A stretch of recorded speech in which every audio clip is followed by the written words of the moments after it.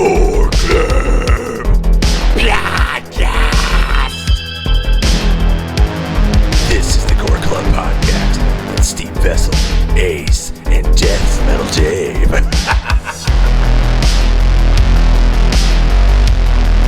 is that 1, 2, 3 go, or is that 1, 2, 3? Confusing. Like, what was that from? It's like from where they're cutting some wires. Like, wait, is it 1, 2? Oh, it's Lethal Weapon? I was gonna say My Science Project. No, God damn it. They also do that on Wayne's World where they're like, and one. Yeah, He's like, wait, you don't say one, you don't say two or three? And he's like, no, you just say one. You know, 2 or 1. Or you don't say two or one. 3. That's what yeah. God damn, I love that movie. Welcome to the Gore Club Podcast, everybody. I'm Steve Vessell. I'm Ace. I'm Deathmetal Dave. I was drinking some water. Caught me off guard. Well, welcome. Hey, I wore my sweater to the party. It's blue. It looks is good. blue. It's blue. Yeah, it's like the silvery blue. This was a mother flip-flop to fucking die. I promised everybody last episode I was going to dye it and bring it back, and here it is. Mama Voorhees. It looks good. Thank you. Because I definitely have not perfected the art of dyeing anything like that. So I imagine it was a pain in the ass. It is. These old fisherman sweaters are not easy. Like, you have to keep the temp at like 200 degrees, and I had to buy a whole like cauldron to keep it and stir it. It was a nightmare. Please tell me you did this like on your front porch. Be like, what is this witch doing? Like double toil and trouble. Yeah, no, it's ridiculous. Everybody's like, "We'll just throw it in your washer." It's like, you can't. I want this kind of fabric and blah, and plus it's vintage and it's going to fall apart. Don't you know how cross stitching works? No, I don't. I don't know. Is that cross stitching? Crocheting? It's beautiful, is what it is. Looks like a doily. Today is Dave's birthday. What? I'm Mrs. Voorhees. You're Jason. You're my little baby. Oh, my head's a little bit shaped better. So. Yeah. Mine's not. Mine's lumpy as hell. Anyways, let's get on with this episode, guys. Cabin in the Woods. The cabin in the cabin woods. in the woods. I always think of that stupid. It's not stupid. It's amazing. The Evil Dead the musical. Yeah. Cabin in the woods. I woo. What do you mean? Oh God. You know I hate musicals. I know it doesn't. I mean, I hate musicals, but I still went and saw it. I bet. Where else are you going to get blood thrown on you at a musical? The splatters. Hamilton? I think not. It'd have been a lot more interesting if it was. So, anyways, Cabin in the Woods. Cabin in the Woods. Cabin in the Woods. Joss Whedon, Drew Goddard, a whole bunch of other cool people put this together. Yeah. So the premise of this movie. The synopsis. The synopsis is you get these 5 friends. The cyanosis, as it says on the board there. I forgot a P. Anyway, so 5 friends in college decide that they're going to go to a cabin in the woods. And shit goes bad because that is how it happens. There's blood, guts, gore, there's gambling. There is gambling. There's That's the gambling. worst. There's Evil. making out with werewolves. It's the 7 deadly sins with werewolves. Yeah. Richard Jenkins is there. Yeah, he's awesome. And if you don't know who that is, you do. Yeah, Bradley Whitmore. Yeah, Richard he just did Jenkins. stuff. They're the anchor of this entire film. Oh man, but that's the short and sweet version because shit just goes bad. Yeah, 5 young people pretty quick in a van going off into the woods or into the backwoods. I mean, that doesn't sound like any movie we've ever heard before. I don't know, Texas Chainsaw Massacre, every other any movie before. Well, that was literally like the reason I never watched this when it came out was because of that. Because I saw previews for it when I actually still had like cable TV before I got rid of all that. But I saw it on TV, like a preview, and I was like, what is this? Like, why do I want to watch this? And I'm like, because it's all this. It's like I was like, this is just the same thing. Like, they're not even trying anymore. I was like, this is awful. I was like, this is just Evil Dead. They're like, why don't I just watch Evil Dead? And I was like, and I never watched it until some other people watched it, and they're like, oh hey, yeah, that movie that you've been hating on forever, it's actually good. And I was like, okay, whatever. And then it finally showed up on Netflix, and that's when I watched it, and I was like, holy shit, yeah, this is actually pretty good. So the evil of Netflix made you watch the brilliance of this movie. Yeah. Oh, okay. Yeah, because the trailer, besides, if you watch the trailer, it shows him hitting like the fake, the wall, force field. the force field. But besides that, it's just kind of like all the tropes that you kind of see in every movie. Yeah. And I was like, I don't want to watch this. Man, that's a good point. Like, when you look at it, it's trying to turn all these cliches on its head, but it's not, you don't know that by the trailer. Yeah. How fucking sad. But if they, Bad marketing. but on the other hand, if they did the trailer, like, and showed their whole hand in the trailer, like they all do now, I would have never watched it because like it would have made the movie worse because it's better when you don't know it's coming. Yeah, Rachel literally showed me a movie trailer the other day, and it was the whole movie. It even had the end of the movie. What? She was like, I was going to watch this movie, but here, watch this trailer instead. Man. That new Abigail movie. Like, I don't really want to see it because the entire fucking movie is in the trailer. And it's like, oh, okay, that was a great 3-minute movie. Yeah, you could have made a trailer that didn't, speaking of that trailer, the Abigail trailer, you could have done any kind of other trailer to make you not realize what she is, what's going on. That should have been the mystery. But no. Yeah. Even if it's the first 5 minutes of the movie, or, probably the first 10 minutes of the movie, you've just ruined it. Like, now I know everything. No surprises anymore. Yeah. Yeah. And on the flip side, this one is just like, hey, come see this movie. I know you've seen this shit, but come see it anyways. Yeah, you're like Friday Cabin Fever in the Woods. Come on. I mean, that's what this movie is presented to us as. But yeah, let's talk about the wonderful filmmakers that brought this together. Yeah, you got Drew Goddard, Yeah. the man that wrote Cloverfield. He did. I mean, he's worked Mostly known for his writing. Yeah, he was like, this is like his directorial debut. Yes. He wrote for like Buffy and Angel and like almost Joss Whedon things. Like Joss Whedon, he's the producer, and he kind of pulled all of his resources to make this movie happen. Yeah, he did Lost. Drew Goddard did, yeah. Yeah. Didn't make any sense there either. Yeah. Speaking of guys with trailers, like he did the Cloverfield, which also the trailer for that. You're just like, I don't know, what's this movie about?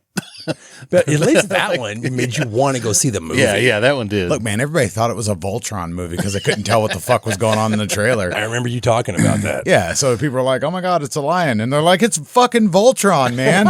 And they couldn't have been more wrong. I mean, that would have been cool too, but this guy's actually making the new Matrix movie. Yeah, I saw that. He's the new director, right? I guess we see. I don't know these things. Okay, just because something's in development, people get all excited. I'm like that. I'm not an expert on Hollywood, but we know this shit just falls apart. Well, the Wachowski sisters got another chance and they failed. So I have opinions about that movie. I actually liked it. Oh. I never even bothered. I didn't even watch the third original series. It's The Force Awakens. They've remade their movie, but they're trying to make it. You know what? That's a whole nother. I don't want to get on a Matrix. That's an episode thing. we'll actually never do because we're not going to do that. But this is a horror, science fiction, fantasy film that I think is brilliant. And it kind of, people just missed out on it. Like you said, the trailer was awful. Well, I mean, not just that. I mean, this movie had production problems, right? Like they made the movie. MGM was tanking at the time. It was supposed to come out in 2009. Then it got pushed back, and they're like, "We're going to put it in 3D," and that would have been cool. And then it got pushed back. I would have loved that. It got pushed back even more, and they had to sit on it for years. It didn't even get released till 2011. Yeah. After Lionsgate bought it, they bought this and Red Dawn, both Hemsworth movies. Which the Red Dawn, they had to change the entire premise of the movie. Yeah, but they didn't change this one though. They were just like, "Oh, this is good." Yeah, because Lionsgate loves horror. Yeah, that's what they said when all that stuff went down with MGM, and that sucks because I love MGM movies that they were releasing. Even on DVD, they were putting out some really cool stuff. Yeah. Even though they were cropping it and saying it was widescreen, that's a whole other episode. I can tell. I know what's going on here, but yeah, and they said the Lionsgate was just like the Rob Zombie, were like his experience is like, no, come on over here. Yeah. Fuck, fart, blood, whatever. Let's do this. I think that's an actual quote from one of his movies. Yeah. He's like, if he's listening right now, he's like, oh, this is genius. And he's just writing it down in a script. Fuck, fart, blood. Man, I'd like to take all those movies and figure out how many people have said the F-bomb in those movies. Dude, speaking of Lionsgate, they used to be like, if I saw a trailer coming up of when you'd rent a movie and they would actually have trailers at the beginning, if it had Lionsgate at the beginning, I would always be like, oh, this is going to be good. Yeah. You see the Lionsgate, it'll be good. It was the A24 of its time. Oh. Or if you saw A24 now, people freak out. But back in the day, I was like, ooh, Lionsgate, they did American Psycho. This is going to be good. Yeah, it was like them, Twisted Pictures. Like you saw that Bob Wire thing with the, oh, yeah. That was like, hell yeah, I'm going to go see that movie. I'm going to rent it or I'm going to download it, whatever. Yeah. I don't do that. That's Rent. Ace. Or if you saw the Dimension films. Also, what makes this movie, what I like, and we're talking about the filmmakers real quick, is Peter Deming. Peter Deming is the DP. He did Evil Dead 2. He did Scarecrows, which I have the VHS. I love this movie. And there's scarecrows in this movie, by the way. It's pretty bad. He worked for David Lynch. He did like Drop Dead Fred. He did Lost Highway. He did Scream 2, 3, and 4. He did the last season of Twin Peaks. So this movie looks fucking amazing. Yeah.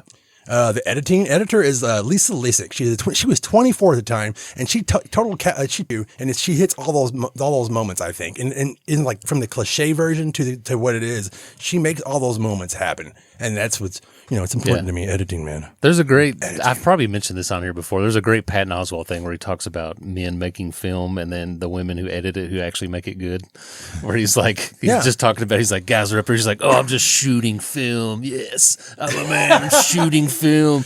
And then the woman comes. She's like, okay, I'm going to take all this and I'm going to make a movie out of it. Thank you. Yeah, really. It's like that's what all the great movies. Quentin Tarantino? Didn't he say it was like making a baby, basically? Yeah. Where the guy's like shooting film. He's just like coming on everything. And the woman's like, let me gather this up and I can actually make something out of it. Yeah. And probably won't get an Oscar, but they deserve it all the time. Like Sally Menken, everyone talks about Sally Menken, who's, she's passed away now, but she was, Tarantino's long term. Like they've been together forever till the very end. There's all those cut scenes of people like fucking up their lines, being like, "Hi, Sally." If you ever watch any of those deleted scenes, it's hilarious. Well, yeah, women save this movie. Yeah. This movie specifically? I've never seen it. Welcome. Thanks, Katie. Let's see. I mean, the score rules. It's got he worked on Christopher Nolan movies. He did like The Descent 1 and 2. Yeah, Memento. God, that movie's amazing. Yeah, he was Christopher Nolan's boy in the beginning. Not anymore. Oh, he did The Prestige, and then he's like, I don't need you anymore. I got Batman people. He didn't call him for Oppenheimer. I know. Damn it. Could have an Academy Award. Where are we going to go with this, man? We've got movie tropes and characters next.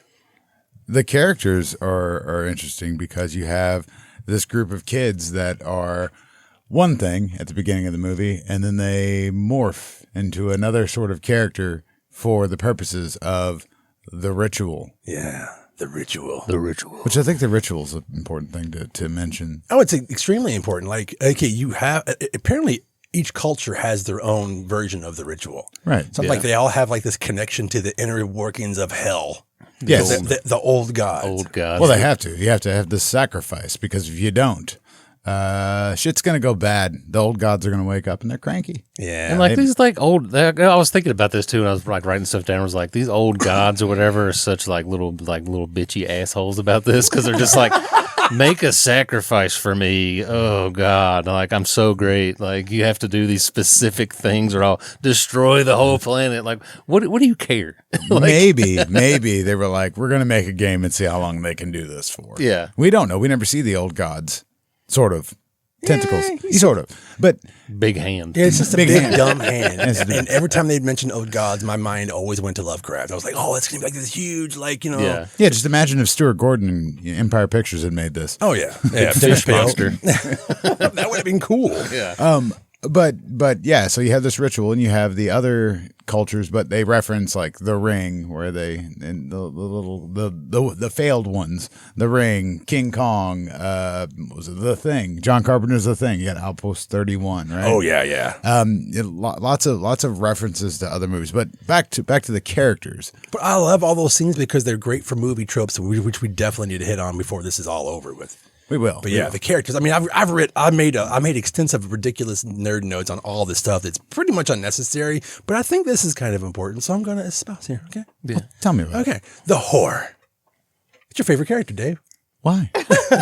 Because she makes out with wolf heads. It's a moose. It's a That weird moose creature on the wall there. that wasn't a moose. I know, it's in the movie. Anna Hutchinson says, Jules, she's a brunette. She's actually a brunette pre-med student. Thank you, Terror Train, by the way.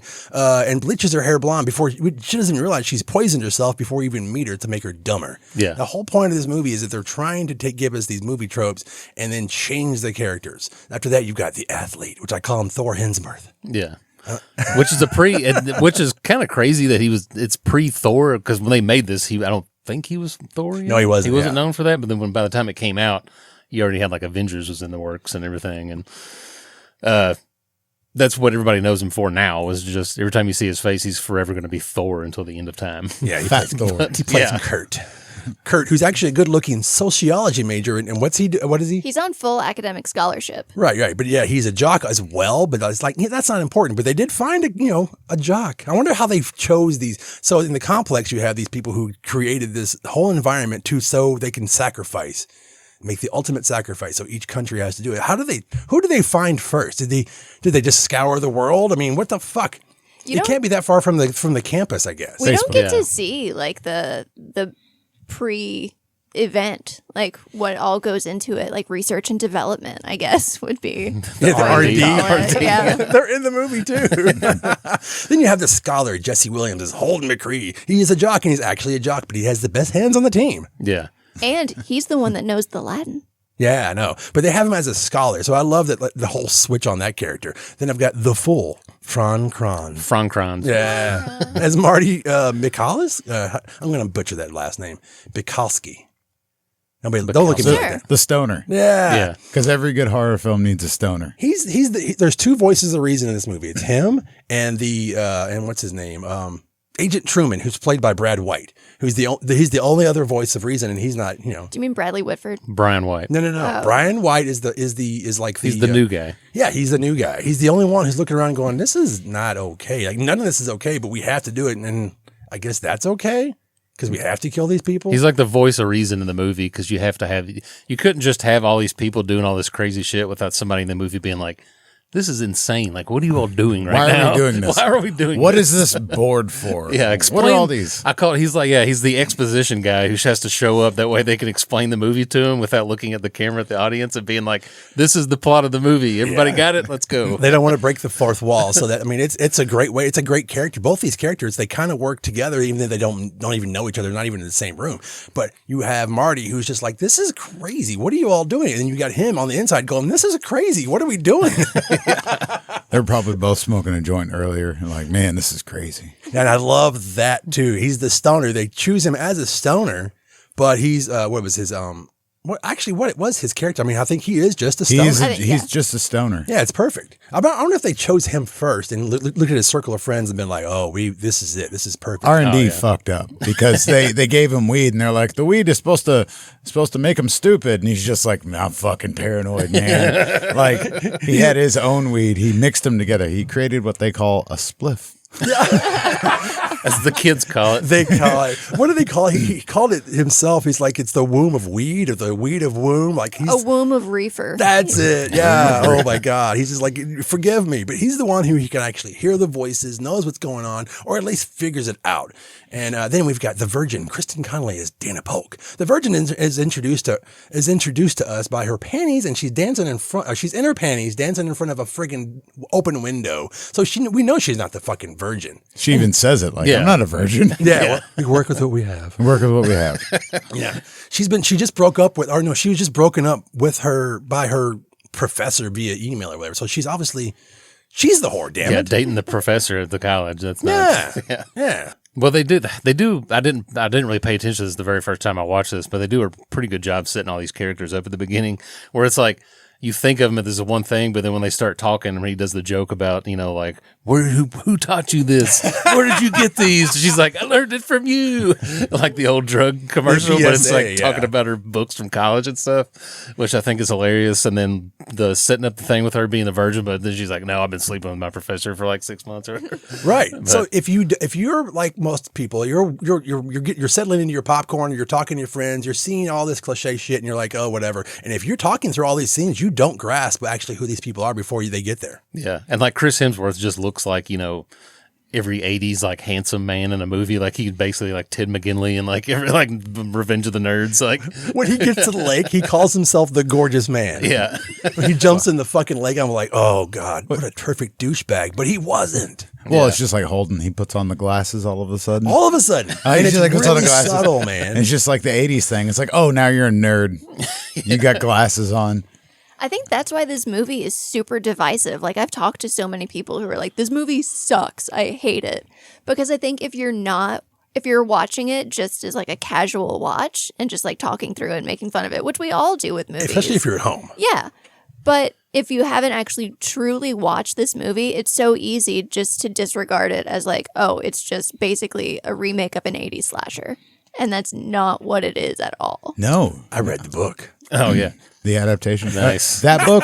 So is that the book they got sued over, the story? Because they did get sued. Oh, yeah. You want to talk about that? We should probably talk about that towards the end. We're going to talk about some legalities of this movie. Oh, okay. Uh-oh. No, we'll get to that. But the people that watch it, and I don't see how you can watch this movie and not have fun. They've got a goddamn board with monsters on it, and they're making bets.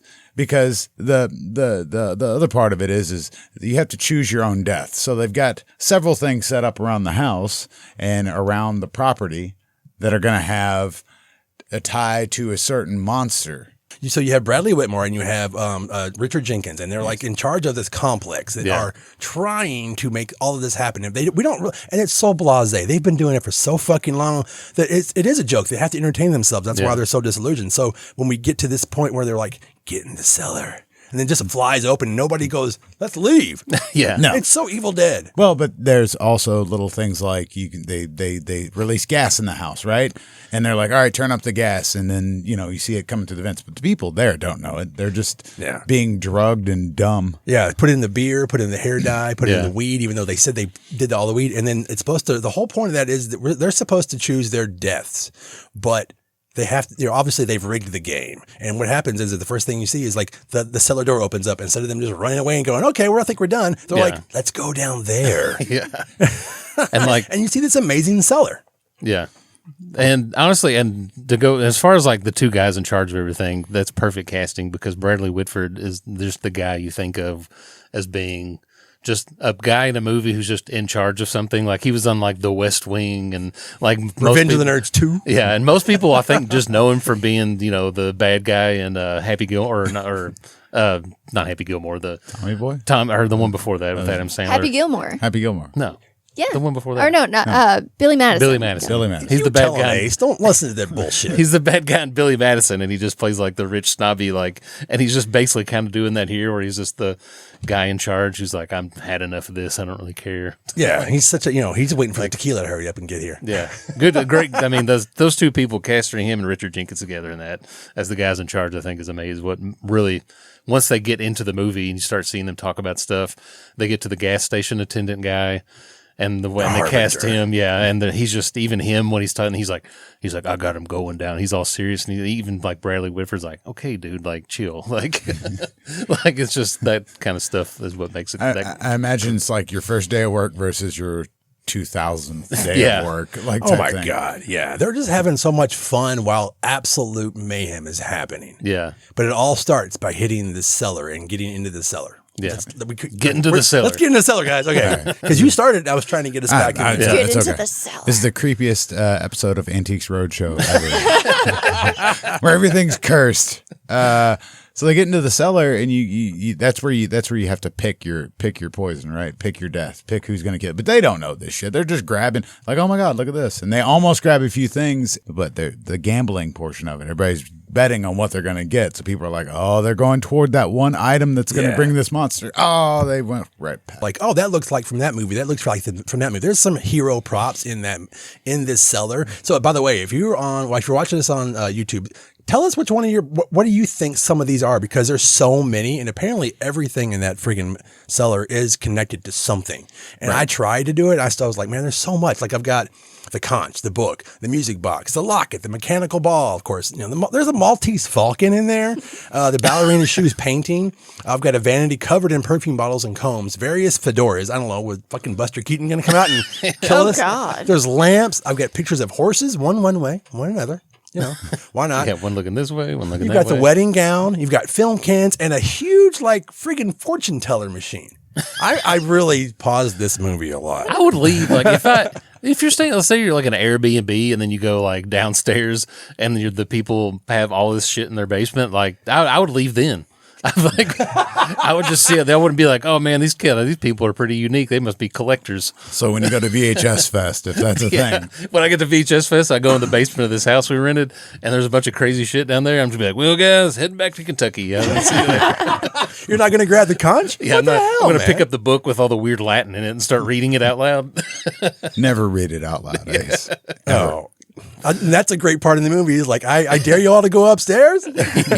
Marty, the voice of reason. They're all grabbing. They're like, how did you feel when you saw that? Like, what did you want them to choose a certain thing?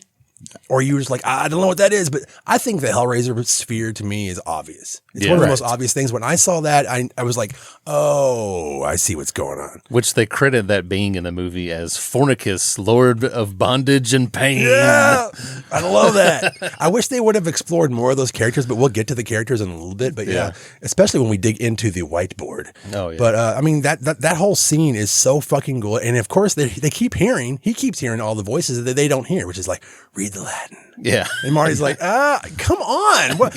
I'm not that high, but since he's high, he's like, maybe he's writing it off as like, maybe I am too high. I don't know. I think of it as like, you know how people that have ADHD take ADHD medication and it like gives them clarity because they actually need it. And then, but other people who take Ritalin that don't have ADHD are just like off their fucking minds. I think because he is just such a stoner at heart, like that's who he is, that when he smokes weed, he's like, this is my medicine. This gives me clarity. Oh, it's mama's fucking syrup? What the fuck? Oh my God. Shut up. No, I love it. I love that. It's so much of this movie is up to interpretation, and that's what I love about it. Yeah. There's a lot of little Easter eggs here and there. Like you said, the whole dungeon basement. It's a basement. It's a fucking dungeon. It's a dungeon. If you were locked down there, you'd probably die. And for me, they picked the thing that I didn't want them to pick. I thought they picked the most boring thing, like just the redneck family. Like I wanted them to pick like something else, like a merman. Yeah, like the merman. I have a theory on that actually, and so I actually put. I have a theory. It's like, why zombies? I mean, at this point in time, zombies were so washed out. I said, no, this is my theory, because by this time, they are such a tired cliche in horror and are the perfect benign smokescreen that hides the true villains, which is the company, the government, and the sacrificers. I say government because if you think about it, the entire world government has to understand what's going on here. There's never in the paper, there's no reports. They have to keep choosing the same college of people because it's just not that it's not that far from where they're going to be, where the cabin in the woods is. Yeah. So somebody's covering it up all the time. So when they're in the basement or they're in the cabin, even on the way to getting to college, they're not talking about what's going on in Japan or Madrid. Like it's all happening at the same time. Or the all giant over King the globe. Kong. Right. Oh yeah, I love that. There's a giant King Kong just dead. So the government knows. It's a global government. It's a global conspiracy. Do you not hear what I'm saying?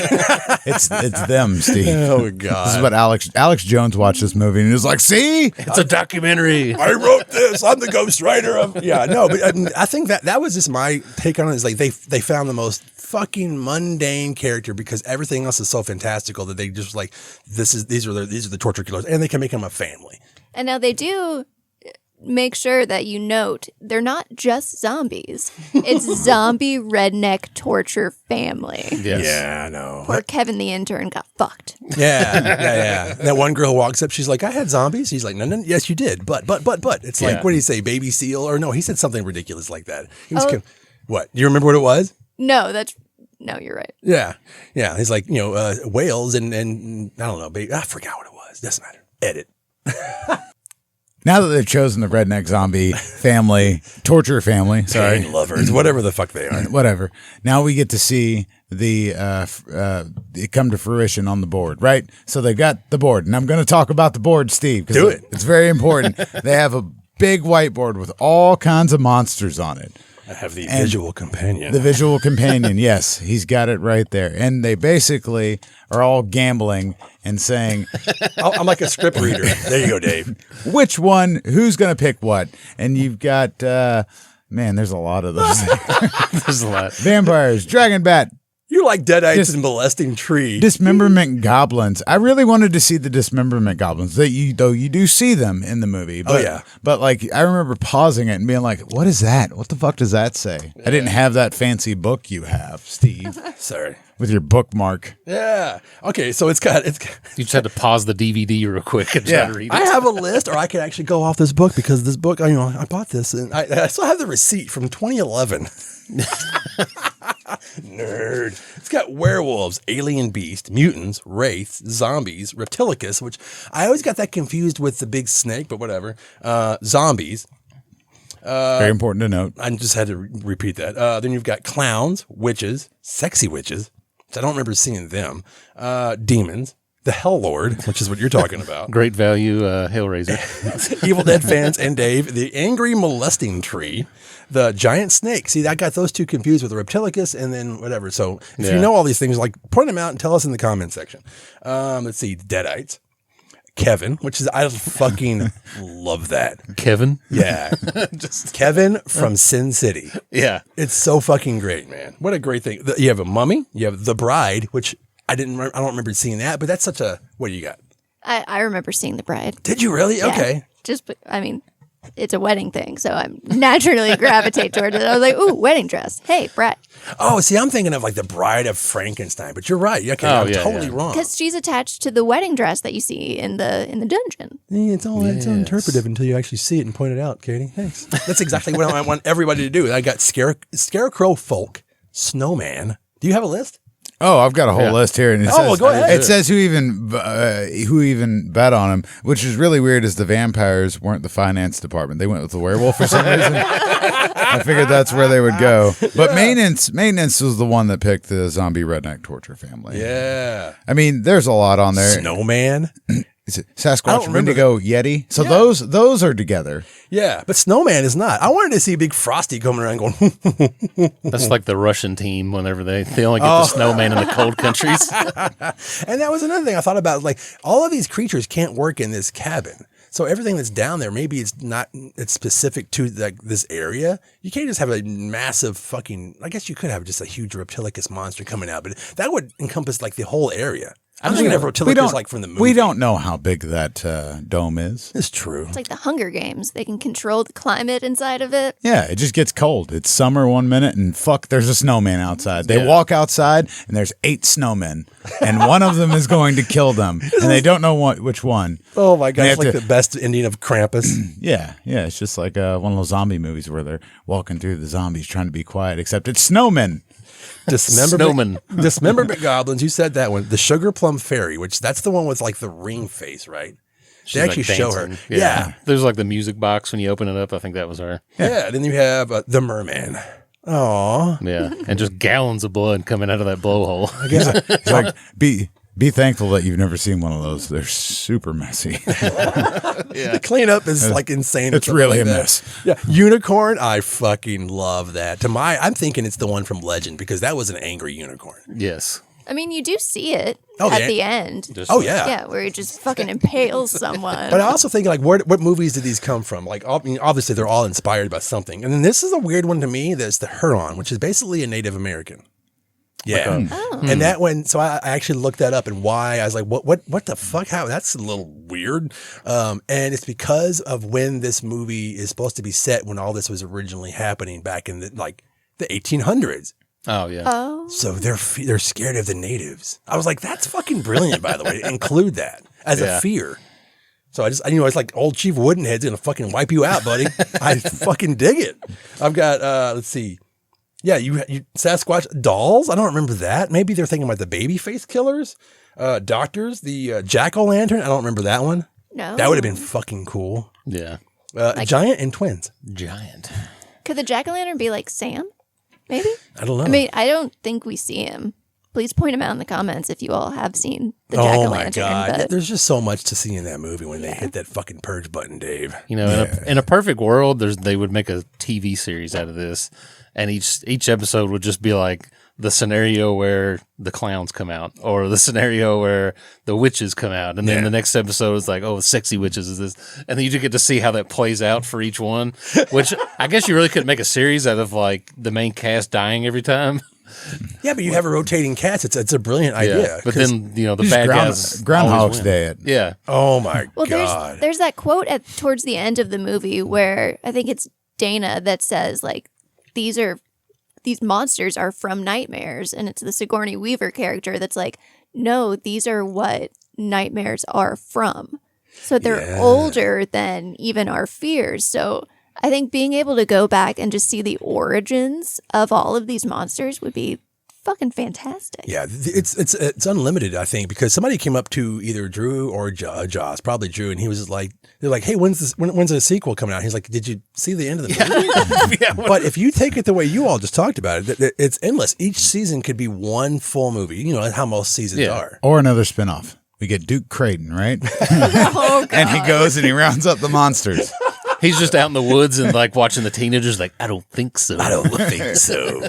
Oh, man. I think the twins, I mean, obviously, I think that's from The Shining, but I did that. I was like, where did all these come from? What movies and stuff? I mean, some of it's pretty obvious. Like that Fornicus is obviously fucking Pinhead. There's a couple that show up that aren't even written on there, which is Giant Spider. the giant spider. There's some dogs, a large frog, the giant centipede. Frogs. They just call him an obese man.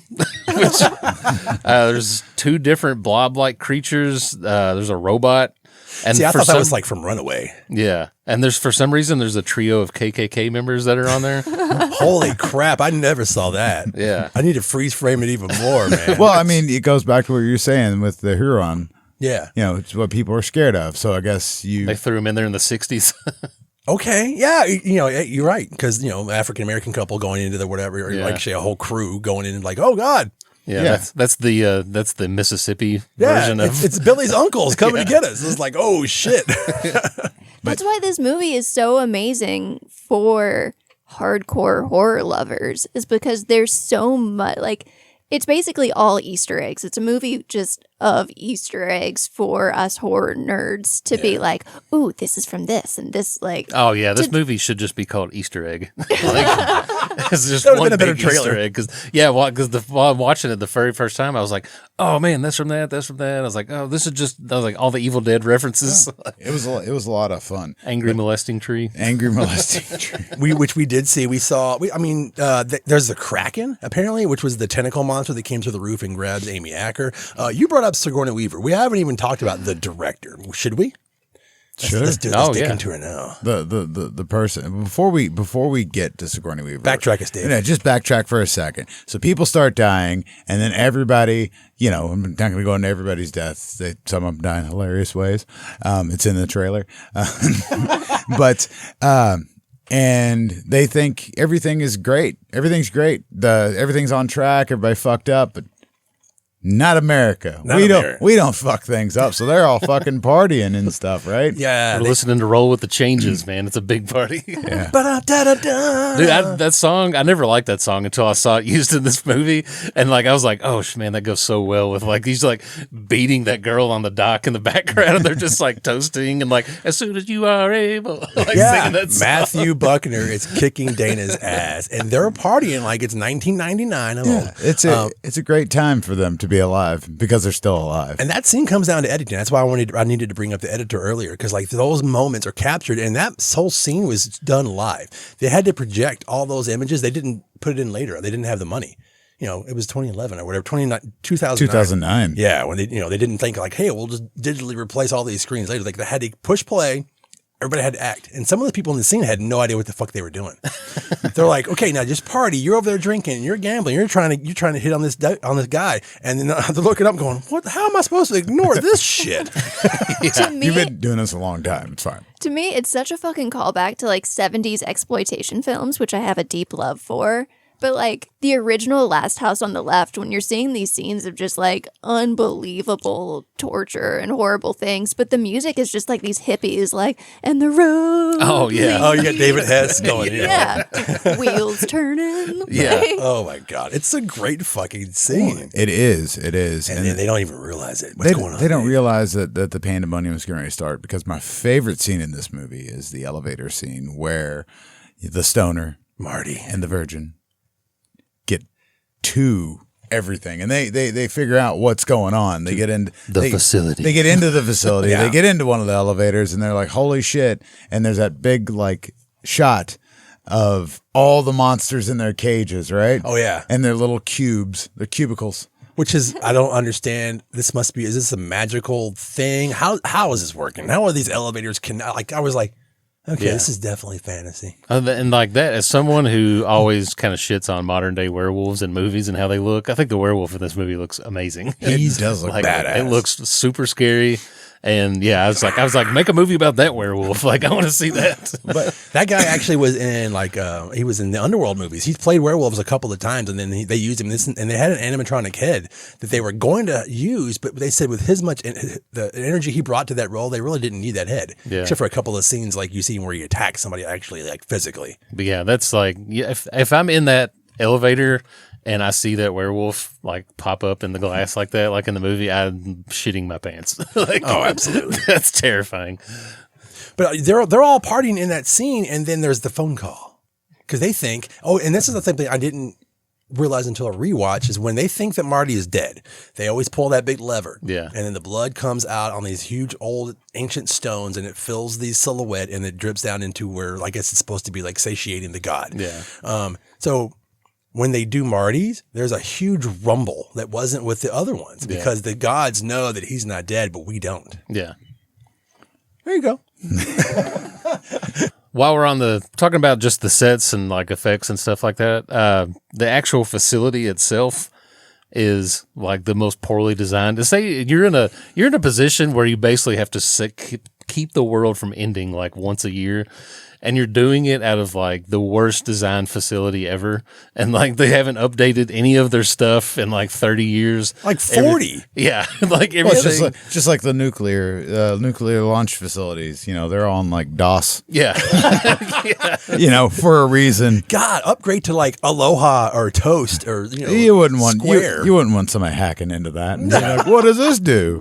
Because that's what happens. Because the stoner gets in there and hacks everything, and it's the best part of the movie, the best scene in the movie, hands down. They're pinned down, they're in the facility, and they're like, "Fuck it!" They hit the button, and the elevator doors come open. And I was gonna say this is like the one thing I made a big note about, which I was like, this button serves no purpose at all. Why would you ever need to open every single door in this place at the same time? Like if it was like a fire drill or something, like you'd have to it's like, oh no, there's a fire, let everybody out.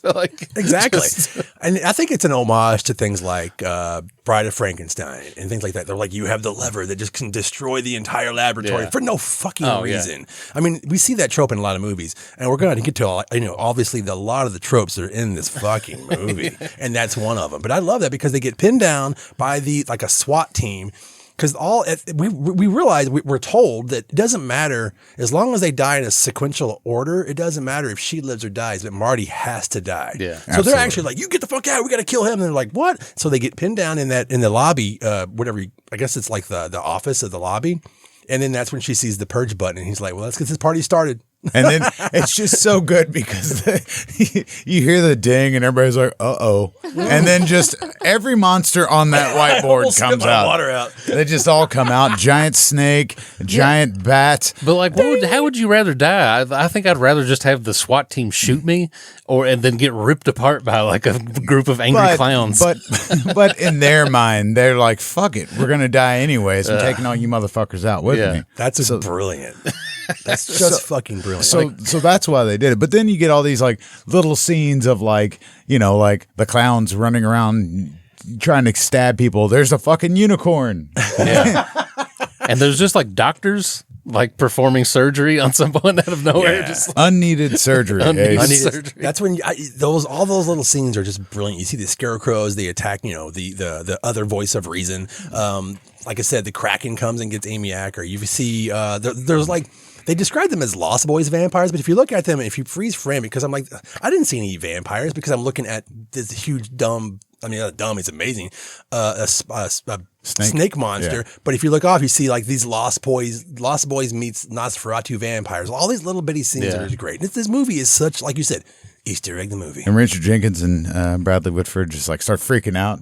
Jenkins is all like, I got my Uzi, and then Bradley Whitford gets to see his merman. He's like, oh, come on. Oh, come on. And then just blood shoots out of its blowhole. Yeah. That was one of those things that they did last minute. They didn't know that didn't actually connect there wasn't a connection for like the blood cannon on him. And when they did it, the special effects are by Heather Langenkamp's husband, her husband's company.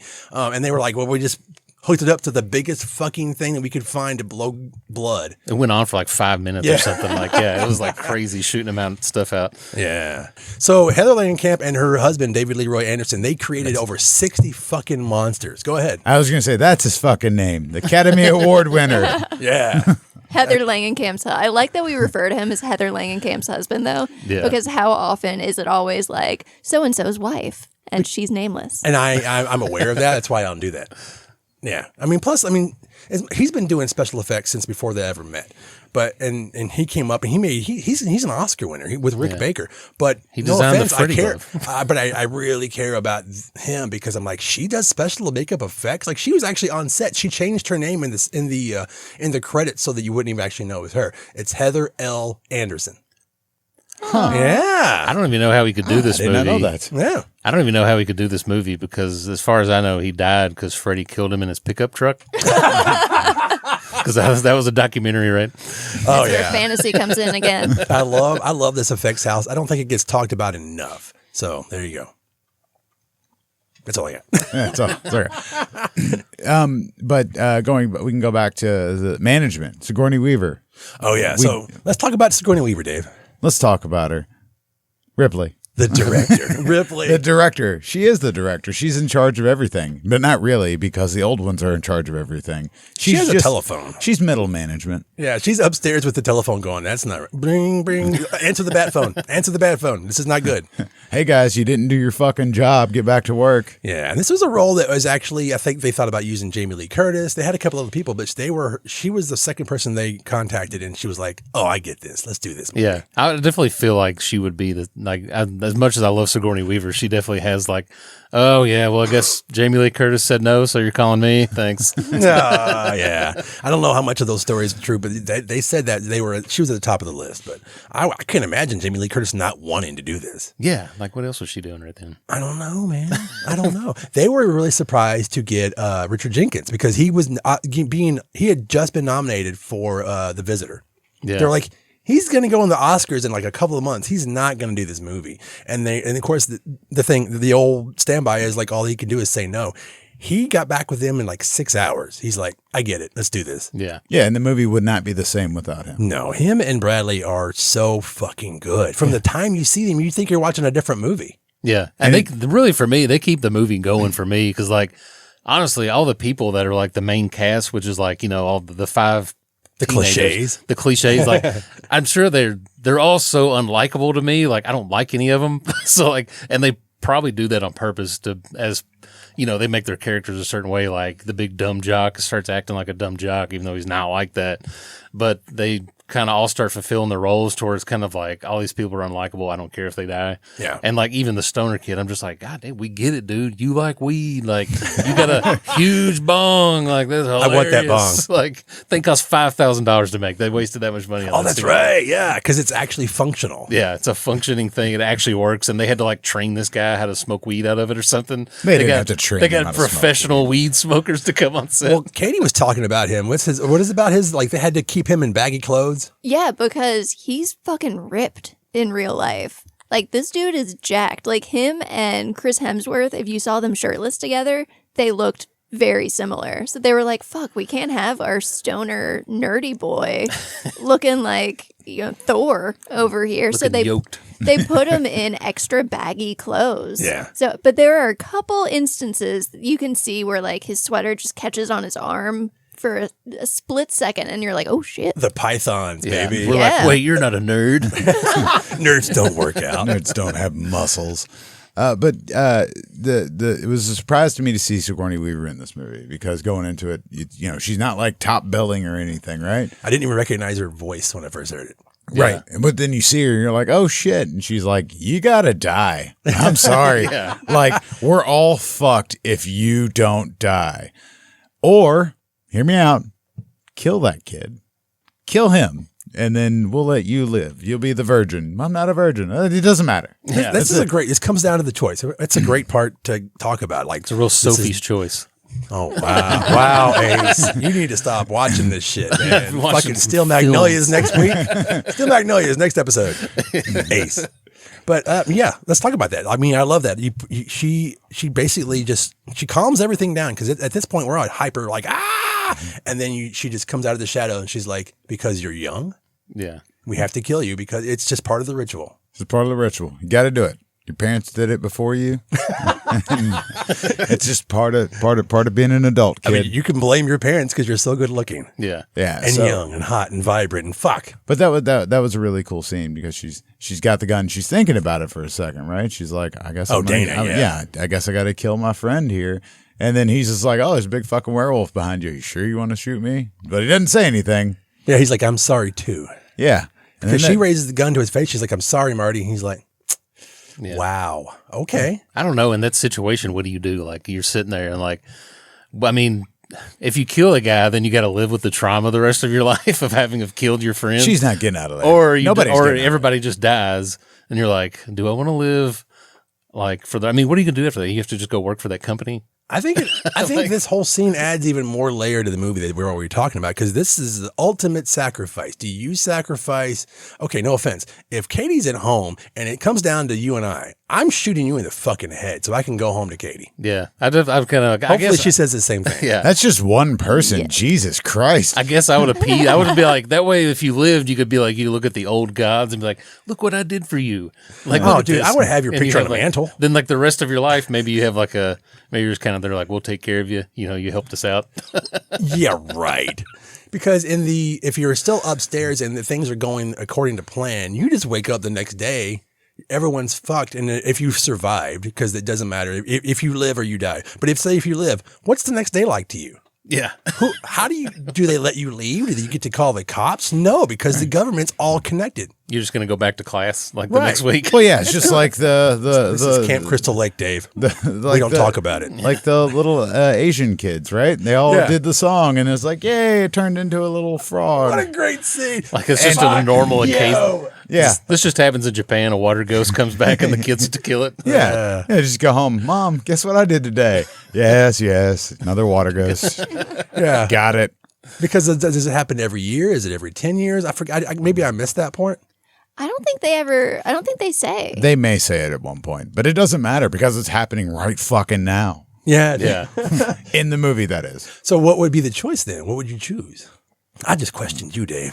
What would I choose? Yeah, would you shoot me in the face so you can save humanity? I wouldn't hurt you for that. It depends on my mood. Fuck. I think my answer, depending on what time of day you ask me, if you my God. If I was at work one day and you just asked me in the middle of the day, I'd just be like, fine, we'd all die. But if I was like hanging out like at the house, I don't know, maybe I would kill that kid and live. After a couple of Coors, having a good time, it depends. You gotta, what's going on? What's everything going on around you? Are we in an election year still? Probably. Yeah. Oh my God. Probably not.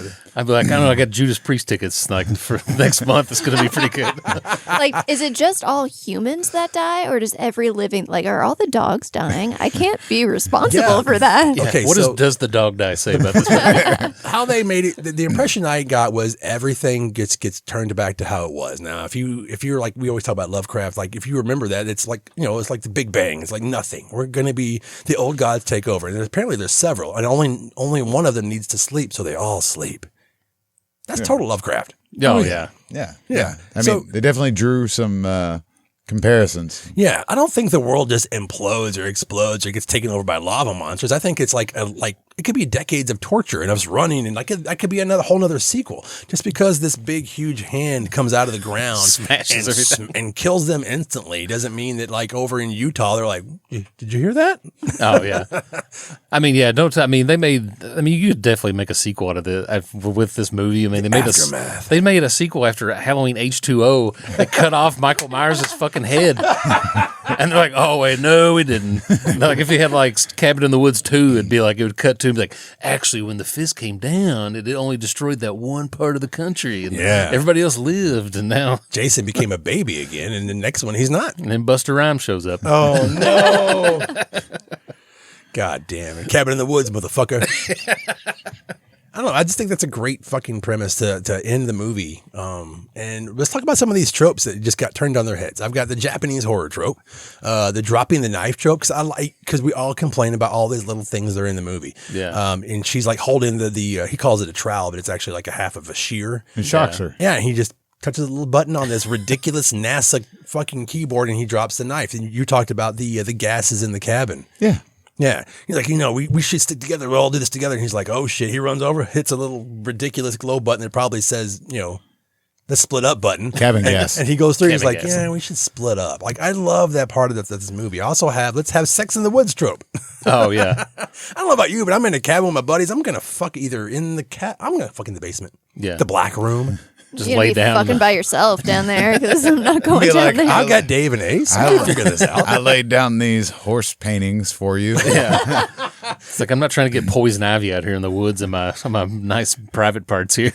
You got the white savior hero trope, which we know how that fucking ends because it's in the trailer. Smash. What a great fucking scene. I do like that because it's very annoying. And like when they use that trope and it shows up in other movies and the guy, he's just like, gets on his motorcycle like, I'm going to fucking kill this thing, brother. And he's like getting on the revving it up. No. And then he just like smashes into it. I was like, good. The whole audience, every time if I've either shown that movie to audiences or we've seen it in the theaters, people just applaud. Yeah. Especially if they know it's coming. It's just like, here he goes, everybody. It's fucking great. Oh, when Here it he comes to happens. save the day. He's Yeah. like, no, he doesn't. It's like Evil Knievel, and no. Because if you haven't seen it in a while, you forget. Yeah. And he even does this thing like he's on the motor. He's like, I've jumped farther things than this before. I'm a fucking tough guy.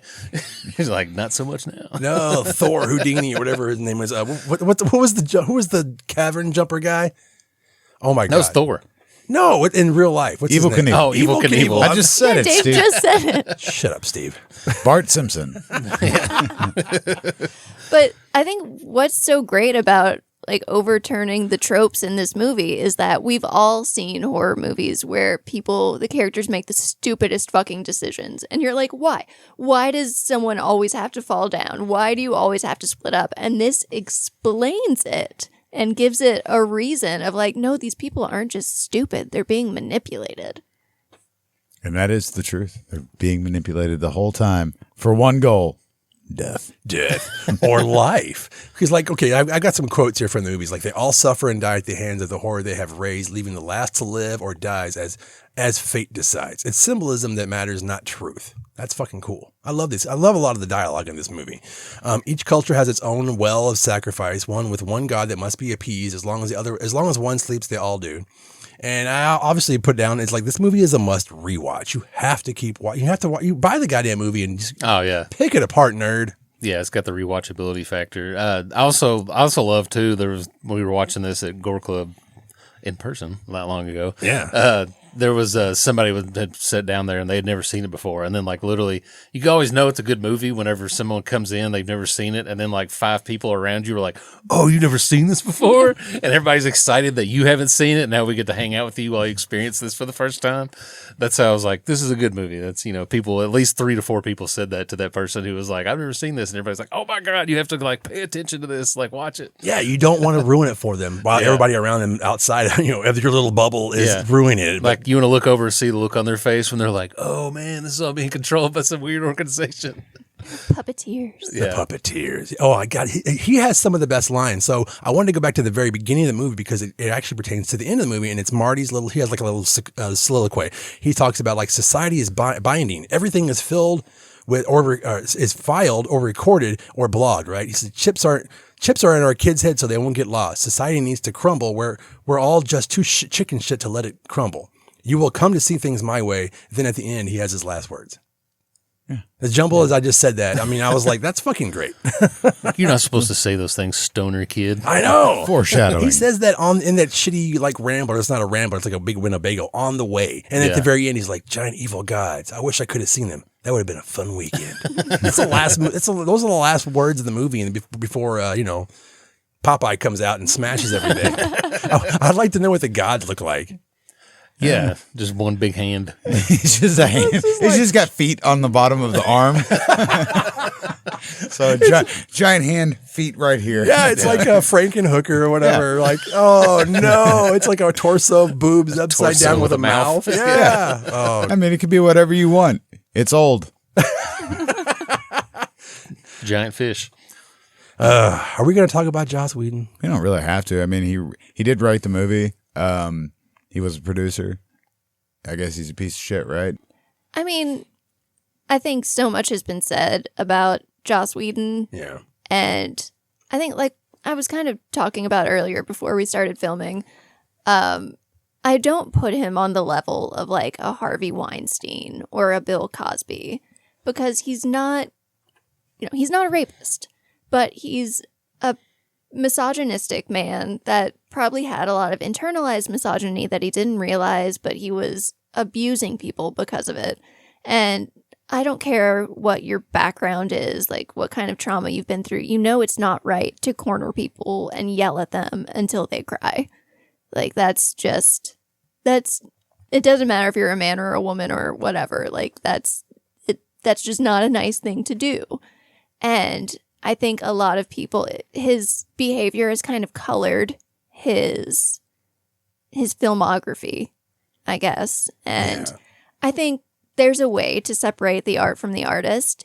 And I think with this movie especially, you don't see a lot of the themes that he's been known for and what he's been kind of picked apart for. Recently, you don't see it in this movie. It's not like a Buffy, or like there is a strong final girl, but it's not, she's not like the other characters that he's written. And so a lot of his female characters, you said, were like the women are strong, but they all have to come out of trauma. And Dana doesn't do that. No. And that's a trope of his, and not just of his. It's a trope that's used a lot that I fucking hate. Because most of the shit's written by men. Yeah. Every strong female character is strong because she's overcome trauma and she's been through something, usually sexual assault in his world. And it just seems so unnecessary. Like, why does every strong woman have to have survived something terrible? And also, why is the impetus on the woman to create something good out of something bad? Like, she should be allowed to be like, this was a shitty thing that happened to me, and that's it. There's no fucking silver lining. It was bad. Yeah. Joss. Context is also important, too, because you're like, oh, he's a champion for these female characters, but then you learn that he was sleeping with any actress on his projects that he could get his hands on, basically. And it's like, so really, are you a champion for women, or do you just want to fuck them? Yes. America. Oh, that's worldwide. That's not how we want to end this, though. So I have why this movie matters, and I think we've already pretty much covered that. Yeah, I think we have, because it's one, it's still around. Two, like Ace was saying, when you see somebody that hasn't seen it, you just get excited for it, and that's a good feeling. That's a sign of a good movie. If it's a movie you've seen and you get so excited about it, like, oh my God, you've never seen this. Like he was saying, it's that tells you that it's a good movie. I think it's important because it was made in a time where comedy and horror like weren't really a thing, anymore. Like 2009. Yeah, you either had one side or the other. Yeah. And comedy light or horror light. This found the good median for it, and it hadn't been done in a while, because you either had like fucking ghoulies go to college. We have got to do an episode on this fucking episode on this damn movie. And it was funny for the wrong reasons. This one had a good mix of comedy and horror, and I appreciated this movie. I liked it for what they did. I liked it for all the other franchises that they paid attention to with this. This little Easter egg, like I said, Easter egg the movie. Yeah, for me, this came out. It was around that time when I was like, all these new horror movies suck. I don't want to watch any of these. And that seems to be your MO. I know. Yeah, that's the reason why I didn't go watch this originally, because I was like, I'm not going to watch some new horror movie about a cabin in the woods. I've seen it. And then but I was like, oh no, like they kind of are making fun of all that, and it's parodying like all the dumb things that all these horror movies have done. And I feel like when the way they did this, it's kind of like, hey, look, we've taken all of your ideas and made one whole movie about it and talked about how dumb some of this stuff is. And it's a parody of that. And we don't want any more of this. Like, think up something else. Like, this has been done to death. We're going to make a movie how this has been done to death and why it's being done. And it's like, hey, Hollywood, now come up with some other kind of horror movie for people to, do now. Yeah, and I like to go back and think this is because, especially how my brain works, and I'm sure people on the podcast are sick of hearing about it. It's like, but this was the turning point for me when I was watching movies. Is like, we can write people into these scenarios in a more intelligent way than it being like the same old fucking tropes. Yeah. So this movie made fun of all those tropes, but still used those tropes to tell its story. I think that's fantastic. And it made me a fucking more of a snob than I already am. Yeah, and you got to think about the movies that came out. I just looked it up real quick just to see. It's like, what else came out in 2011? It's like, fucking Scream 4, Final Destination 5, the Fright Night remake. Don't care. Oh, wow. Hellraiser Revelations, Hostel 3, Human Centipede 2. You see where I'm going with this? How do you feel, Ace? Jesus. Oh, but you see where I'm going with this. There's a lot of like, all right, well, we had success with this. Let's do another one. Let's do another one. And then this film is like, well, we're going to do our own take on horror, and this is what we've got. So Yeah. I think it stands out as far as, I mean, there are some good ones in there. But there's a mountain of sequels you just rattled off, and then you have an original horror film that people actually should watch and should have watched and went to the theater. It may double its budget back, but once you include advertisement and all that kind of stuff, it didn't make a whole lot of money. I think it made like $70 million on 30. And I'm sure there's something I'm forgetting. Someone would be like, what about You're Next came out in 2011 as well. I do like that. Again. And that was more of a low budget. It didn't get released. And it came out then, but I didn't watch it until probably 5 years after it came out because I didn't even know about it. Right. Drive Angry. Oh, hell yeah. That movie rules. But that's totally different. So to end this, though, Oh, no. I'm going to ask you, the whiteboard. What monster would you bet on? Oh. Which one I would bet on? Yeah, which one would you pick to bet on? What would be your your monster of choice? So if they walk down to that cellar and I'm betting on all of these artifacts, these objects, and I'm going to go with Fornicus. I bet that's going to be a party to watch that happen. Yeah. Yeah. I think if it was me, I would probably. I mean, because I would never be able to. I would never bet on the book because I would be like, none of these people know how to read Latin. No one's ever going to open this book and read it out loud. They're college students. Like, Ace? Y'all are going a different way on this than I would go. But so okay. Who would you pick? If it was me and if I was in that thing and I had to bet on which one they would go for, I'm going to say like Angry Molesting Tree because that would be Whoa. because that's going to be the one that like. They're going to be out in the woods at some time. Like they're going to run across this tree. Like somebody's going to have to come across the tree at some point. So yeah, I think I would go with the tree. Yeah. And what if it's like Evil Dead where it literally comes out of the roots and he's like, I'm going to the town. Probably. Yeah. It's going to come through the front door and kill this whole family. See, I would just always bet on dismemberment goblins. Oh my God. Back to Ghoulies, I guess. Yes. Oh, well, that's why. they are in the movie. You do see them. For a second. You do. And I don't know what you would have to find. It'd be like a top that's like split in half and has like a nail in it or something like that. There's those little fuzzy fucking things you see at the carnivals that you have to like throw a ball at. It has like a funny like. Oh yeah. Yeah, it's like a canvas thing with like a fuzzy like head around it. And I just played that game at Dave & Buster's last weekend. Great.